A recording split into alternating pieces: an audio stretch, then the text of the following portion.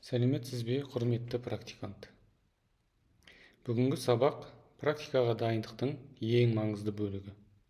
Себебі практиканың қалай өтетіні, мақсатқа жетуіңіз немесе жетпеуіңіз 80% сіздің тәлімгеріңізге байланысты. Дұрыс естідіңіз. Тәлімгер сіздің жетекшіңіз, бағалаушыңыз, қолдаушыңыз, кейде сыншыңыз. Оның қандай екеніне қарай сіз бейімделуіңіз керек. Бүгін біз практиканың нақты жылдық кестесін қарастырамыз, тәлімгердің 3 типімен танысамыз, әр типпен қалай жұмыс істеуді үйренеміз. Мекеменің сізден күтетін нәтижелерін анықтаймыз. Егер дайын болсаңыз, бастаймыз.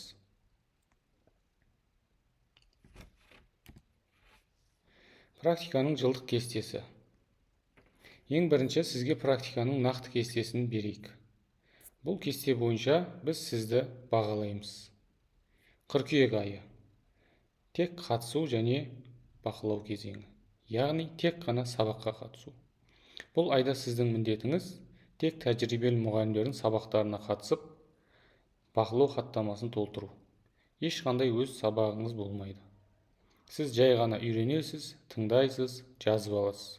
Бұл кезеңде сізден талап етілетіні келу тәртібі, хаттама сапасы және тәлімгермен дұрыс қарым-қатынас орнату.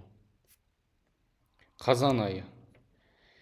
Қосымша сабақтар және тәрбие жұмыстарына көмек. Қазаннан бастап сіз аптасынан кемінде 1-2 қосымша сабақ өткізе бастайсыз. Бұл әлі толық сабақ емес, көбіне сабақтан тыс қосымша немесе жеке оқушыларға қосымша сабақтар. Сонымен қатар, сіз кураторға тәрбие сабақтарын ұйымдастыруға көмектесесіз. Материалдар дайындау, кабинет дайындау және басқа да керек заттарды дайындау. Ойын өткізу, ойынға қажет заттарды дайындау деген сияқты. Қараша айы, ата-аналармен байланыс айы. Қарашадан бастап сіз куратордың бақылауымен ата-аналармен сөйлесе бастайсыз. Алдымен хабарламалар, одан кейін телефон қоңыраулары, кейін шағын кездесулер. Бұл ең қиын кезең, себебі ата-аналар әртүрлі болып келеді. Қаңтар айы қорытынды жасау айы. Дәл осы кезде сіздің жылдық қорытындыңыз жасалады. Яғни практиканың қорытындысы десек болады.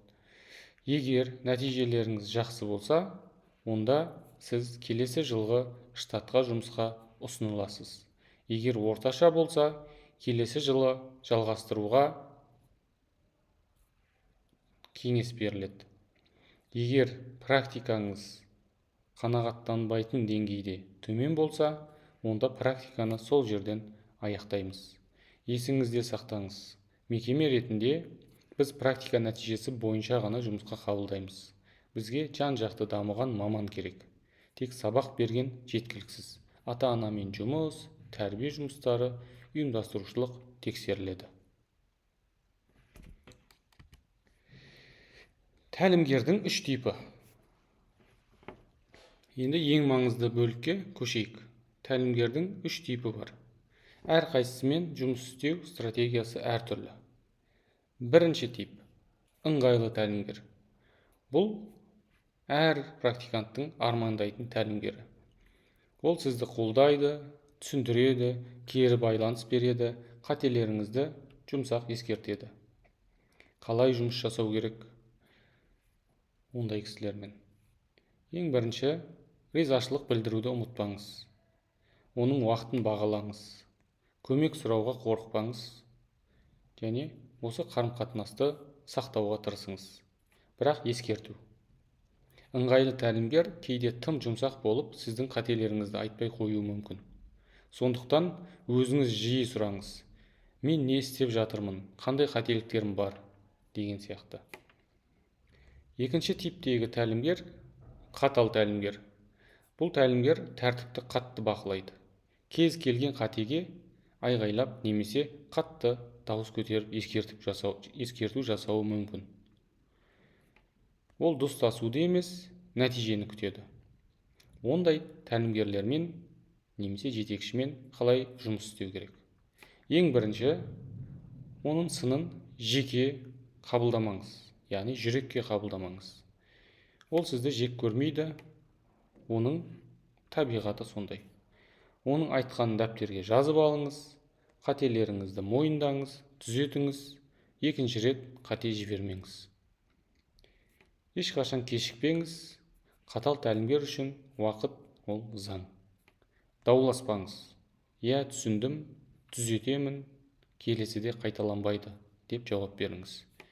Кейін үйде осының барлығын талдап, қорытынды жасап отырыңыз.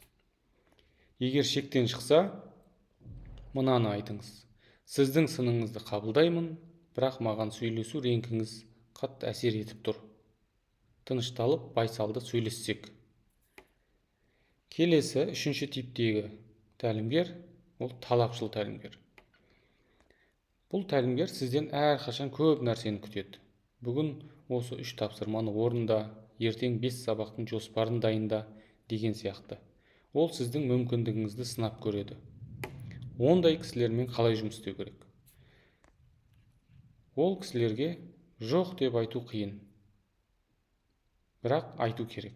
Мысалы, мен бүгін осы 2 тапсырманы сапалы орындаймын, үшіншісін ертеңге қалдырамын деген сияқты. Уақытыңызды есептеп, мүмкіндігіңізді түсіндіріңіз. Егер тапсырма шынымен көп болса, мынаны айтыңыз: қай тапсырма басым, немесе бірінші кезекте содан бастайын деп. Талапшыл тәлімгер сіздің шамаңызды көргісі келеді. Оған шектеулеріңізді көрсетіңіз. Бірақ бір нәрсені есте сақтаңыз: талапшыл тәлімгер көбіне сіздің дамуыңызды қалайды. Ол сізді уақыт бөліп тапсырма беріп тұр. Бұл қазірдің өзінде жақсы белгі. Сабағымыздың үшінші кезеңі мекеменің күтімдері. Енді мекеме ретінде біз сізден не күтетінімізді айтып берейін. Бізге жан-жақты дамыған маман керек.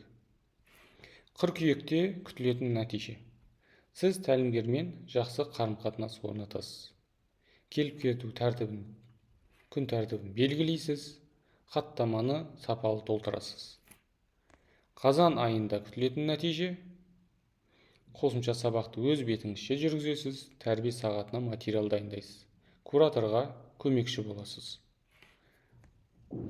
Қараша айында күтілетін нәтиже: ата-анаға прогресті түсіндіре алу, шешім қабылдай алу, қателіктерді мойындап түзету.